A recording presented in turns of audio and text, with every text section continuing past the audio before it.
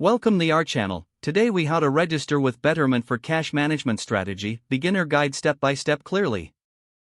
To register with Betterment for a cash management strategy, start by visiting the Betterment website.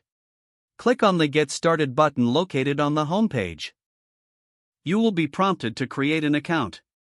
Enter your email address and choose a secure password.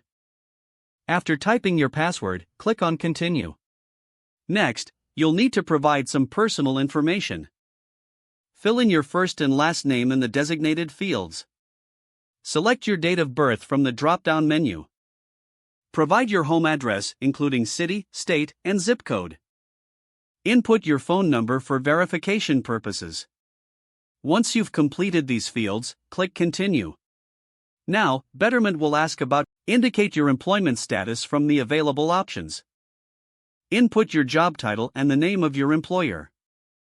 You may also need to provide information regarding your annual income. After filling out these details, proceed by clicking Continue. Next, Betterment will ask you a series of questions for account setup. Answer the questions based on your financial goals and risk tolerance. This will help Betterment tailor your cash management strategy effectively. Once you've completed the questionnaire, click Continue. Review the terms and conditions presented. If you agree, check the box to accept. Then, click Create Account to finalize your setup.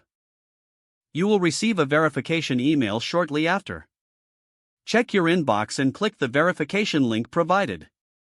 After your email is verified, log back into your Betterment account. Now, you can explore the cash management options available. Select the cash management strategy that fits your financial goals. Follow the prompts to link your bank account for funding. Complete any additional verification steps required by Betterment. You are now registered and can start managing your cash with Betterment.